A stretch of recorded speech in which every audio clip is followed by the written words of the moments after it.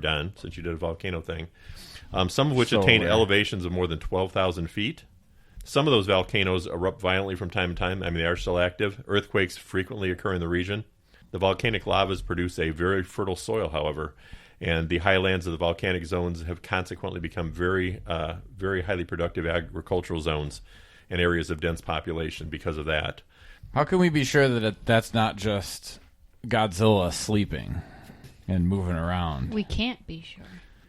Yeah, I think that's not yet determined. I don't think the scientists have been able to figure that one out, Don. By the way, the original name of El Salvador was Provincia de Nuestro Señor Jesucristo El Salvador del Mundo. Not the longest name ever, but it's pretty good. Province of our Lord Jesus Christ, the Savior of the world. Could you imagine, like, writing a letter to somebody that lived there, like, no. I'll just wait until email exists. Gotta abbreviate that. They did. El Salvador. Anyway, back to Central America in general. Rainfall occurs primarily during the summer and is heaviest during May and November. January through March are the driest months. You got to remember, we're further down south. It's a much more temperate zone than what we have here. Yeah, they don't have severe winters, right, or much winters at all, for that matter. In general, the Caribbean side receives about twice as much rain as the Pacific side. The forests are relatively sparsely populated with mammals, but they have a lot of reptiles, a lot of birds, a lot of insects. A lot of nopes. Monkeys, tree frogs, iguanas, and snakes are abundant. Oh. So, Don, your kind of place. Nope. I'm out. I'm going to go farther north. Central America's rate of population increase is actually one of the highest in the world, but its infant mortality is very high. Life expectancy is generally low. Mm-hmm. Spanish is the dominant language of Central America and the official language in 6 of the countries. English is the official language of only 1, and do you know who that would be of the Panama? 7? Nope. Oh. It is Belize. Oh, really? I was going to guess that. There are many Indian languages that are still spoken through the region. Roman Catholicism is the professed religion of 4 out of 5 Central Americans. Almost all others adhere to various Protestant faiths. There are remote areas where traditional religious practice takes place, but they are often mixed with the Roman Catholic religions. But in the 21st century, evangelical Protestantism has started taking over and making some inroads. About 2/3 of Central Americans are of mixed ancestry. Until the beginning of the 19th century, so we're talking early 1800s, immigration was officially limited to citizens of Spain, and the Spanish were thus the only significant European contributors to the ethnic mixture of the area. 3/5 of the people of Central America are of mixed European and Indian descent, and 1/5 are Indian. Native. Correct. From the mid-19th century, their economy was based on the production of coffee and bananas for the most part. Cotton, sugar, beef were exported in increasing amounts after World War II. They had vigorous economic growth during the 60s and 70s, which was followed by national indebtedness and low or negative economic growths in the 80s. I mean, they've spiraled. They started growing, and then things did not go well in the 80s, and even into the 90s, mostly because of armed conflicts, civil wars, high inflation, poor social conditions. All those contributed to their deteriorating economy. And almost all the countries had to seek foreign help from the World Bank or the International Monetary Fund. The civil unrest of the 80s, though, was just helped to displace up to 1 million people, including an estimated 500,000 Salvadorians who entered the United States during that time. Tens of thousands went to Mexico, Guatemala, Honduras, and other countries in the region. But near the end of the 90s, the economy started rebounding. Companies came in and started privatizing things. The utilities were privatized. Free trade started to spread. By the end of the 20th century, the governments had attempted to revitalize the economy by fostering diversification and the expansion of non-traditional exports and free trade zones and assembly plants. Were starting to be established and encouraged expansion and starting to move into manufacturing. So they were trying to get a little more modernized. Mm-hmm. Unfortunately, all of this modernization and diversification didn't really help the distribution of wealth. The rich got richer, poor got poorer. Their limited mineral and energy resources kind of limited what they could manufacture and could sell. Mm-hmm. Much of the industrial employment is in the form of artisan industries or cottage industries. Artisans outnumber factory workers. The processing of food, beverages, tobacco, making of textiles, clothing, shoes, furniture, and leather, those are the main industries. but agriculture still employs a larger proportion of workers than any other, except in Panama, where their services are largely centered around the Panama Canal. And tourism is starting to be on the rise, especially in Belize, Guatemala, and Costa Rica. So I'm going to go through some little fun facts about Central America and some of the countries just to... It's incredible that you know your whole base of tourism is like, it's not like in Greece and like Angkor, like you have to preserve this thing if you want to see. It's just like, hey, we just live in a naturally beautiful place that people want to be in. That's not completely true. Guatemala in particular is the home to a lot of the Mayan. That's right. Mayan ruins. You're right. I meant more about the tropical aspect of it. So anyway, Cambodia's tropical, isn't it? What's that? Isn't Cambodia fairly tropical? I believe it is. Well, it's probably the rice paddies. I would think so. Well, harder to get to though, as far as Central America is concerned. As far as North America, Right. Yeah, some quick little things about Central America. Covers almost 200 square miles, or 200,000 square miles of land. It's 200 square mile. This is the shortest place ever. Yeah, it's smaller than... It's smaller than Angkor. The total population is about 45 million. Christopher Columbus, speaking of discovering America, he first set foot on the American mainland in Honduras, actually. Over time, he also explored the coast of Nicaragua, Costa Rica, and Panama. There is a Pan-American Highway, which is listed in the Guinness World Records as the world's longest motorable road that runs pretty much through there, except for a 54-mile area that is called the Darien Gap. It's not possible to drive from end to end because of this gap. Indigenous peoples, swamps, rebels, and environmental considerations have left that stretch basically undeveloped. Rebels? The FARC rebels, yeah. There's still a lot of warring Some factions, hostile things going on down people? there. Interesting. So, Costa Rica, the longest standing democracy in Central America. Interesting enough, it has no military. They banned it in 1949. Really? Redetected the entire military budget toward healthcare, education, and environmental protection. Oh, Billy Land might just happen yet. Yeah, they have 800 miles of coast on both the Atlantic and Pacific Oceans.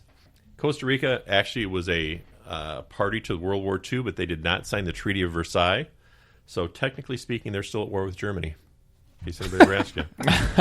Wow. Did anybody know what the name of Belize was up until 1973?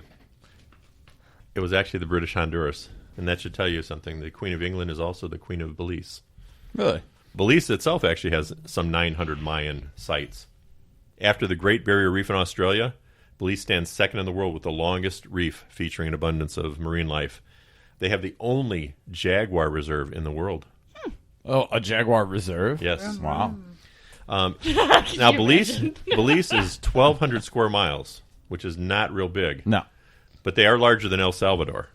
But El Salvador has 30 times the population. What? Wow. That's crazy. El Salvador is the smallest Central American country, and it's the only one without an Atlantic coastline. Huh. They actually went to war with Honduras once after a soccer match. Today, it's one of the world's most popular places for surfers, just because of the coastline that it does have and the waves they get and things like that. On to Panama, the only country in the world where you can see the sunrise on the Pacific and the sunset on the Atlantic Ocean. Wow. Because of the way it turns. I mean, think about that. The Yeah. only place you can see both. That'd be awesome. Yeah. They have over 3,500 miles of coastline and over 1,518 islands make up Panama. Wow. What? That's a lot. That's a Yeah. lot. The Panama Canal, I'm sure you've all heard of, probably a wonderful topic in and of itself. Yep. Oh, probably. Man-made shortcut for ships between the Atlantic and Pacific Ocean supplies 12% of the country's gross national product. Wow. To pass the Panama Canal with your private boat, you have to pay between $800 and $3,200. But having said that, it's still cheaper to go through there than it is to navigate around South America. Oh, yeah. You got to go so much farther. Cruise ships So if are... I go up there with my canoe, my kayak, Yeah, you're going to be paying probably the $800. Cruise ships are charged between $138 and $140 per person Oh, when going through the canal. wow. That's a lot. There are 13,000 to 14,000 vessels that pass there through each year. That is one of the largest and most difficult engineering projects ever undertaken at the time. Oh, yeah. 13,000 vessels a year. 13 to 14,000 I hope vessels those a people year don't have pass to pay through there. taxes because That is a lot of money they're making. Nicaragua, the second poorest country in the Americas, next only to Haiti. The country's gross national product is like $10.5 billion. Wait, the second poorest country in the world? In the Americas. It's an you island. mean the South? Okay, Yeah, including South. all Okay, yeah, I got you. all those areas. Gotcha. Its GDP is $10.5 billion, and just to give you that concept, the United States is around $18.5 trillion. Mm-hmm. And statistics show that roughly 75% of the country's 6 million people live on less than $2 a day. The largest lake of Central America is Lake Nicaragua, and is actually the only lake that has a freshwater shark. There's a freshwater shark? Apparently. And if you're an avid stargazer, Which one is it, I wonder? I think it's called the Sweetwater shark. Sweet water? I believe so. That sounds excellent. Its lake is mixed with berries. Anyway, Delicious. Nicaragua is the place to be if you're a stargazer. There are 88 named constellations in the sky. You can see 86 of them vividly. It Bull says shark? Bull shark. Nicaragua is the largest country in Central America, but it's Guatemala that has the largest population. Guatemala. And Guatemala was once part of the heartland of the Mayan civilization. In fact, Tikal is one of the country's most popular tourist sites. It's the location of almost 3,000 Mayan buildings and dates back between 600 BC to 900 AD. Tikal Park is of interest to you Star Wars geeks. Part of the New Hope was actually filmed there. Oh, yes. The first ever chocolate bar was invented in Guatemala during the Mayan times. What? That one's for Rachel. What a delicious And the fact. export of coffee is country's biggest business by far. Almost 50% of Guatemalans are employed in agricultural activities. Tourism is rapidly becoming the second largest, employing 35% of its population. Wow. So you got That's a 50% lot. in agriculture, 35% in tourism. So those are the two big things there. And the rest are doctors. Or the poor people. And that's what I've got on Central America, guys. Beautiful. I found so many crazy facts about Central America. Oh, I bet that's gonna... give us a couple. What the heck? Okay, this one's fun. When Breaking Bad used trip to Belize as a euphemism for murder, the Belize Tourist Board wrote a letter offering the whole cast an actual trip to Belize. Oh. I was like, oh, they took that pretty well. Interesting. I guess. In 2013, the ruins of a 2,300-year-old Mayan temple in Belize was destroyed by contractors who wanted to use the bricks for gravel to build a road. Oh. I can't believe that one even happened. Yeah. Like, That happens. how'd they let that one happen? That happens. It's been in happening other all throughout places, history. too. You got to remember, a lot of these countries, these developing countries, Yeah, I mean, they need to use what they can. So And at the time, they're thinking it's history wasn't as cherished as it is now. You know, it's like... I don't know. That wasn't that long ago. That Wait, was when did you say that was? 2013. Oh, that was 2013? Yeah, it wasn't long ago. Ooh. Yikes, right? That's pretty bad. That yeah. sucks. But it's kind of like Brazil. I mean, doing the things that they're doing with the cattle and the raising that and Yeah. taking care of the rainforest. It's like, hey, that's what we've got to use. You know, yes, it's precious to the world, but that's not our problem because we need Yeah. to take care of My our God, people. we got so many of these. Just knock that one down. That's fine. There's a Gordon Ramsay one. If you want to see a temple, go to Guatemala. It's interesting. Yep. What's the Gordon Ramsay fact? Gordon Ramsay was doused in petrol and held at Oil. gunpoint in Yeah. Costa Rica for trying to show illegal shark fin trading for a new show. What? Yeah, Wow. that's crazy. Whoops. There's, You're all there's a lot of cool facts on here. I'll bet he didn't tell them what a dimwit they were. Yeah. He just puts two sandwiches on somebody's face. You're an idiot sandwich. Listen, I've never said this before. I'm sorry. I'm an idiot sandwich. I'm an idiot sandwich. I didn't mean it. All right, give us a couple more. Let's see. In 2011, park officials of the Roten Marine Park in Honduras trained sharks to feed on lionfish in an attempt to control the invasive populations in the Caribbean. That's interesting. I don't know how they get them to do that, but that's cool. Hey, man, whatever works. They're like, listen, these guys aren't even supposed to be in here, so let's cut a deal. You don't eat us, you eat these guys. And they're like, okay. Yeah, we can work around that. This one is interesting. USA's United Fruit Company's main rival was Guatemala, who exported lots of fruit. To eliminate them, United lied to the U.S. government that Guatemala's government was pro-Soviet,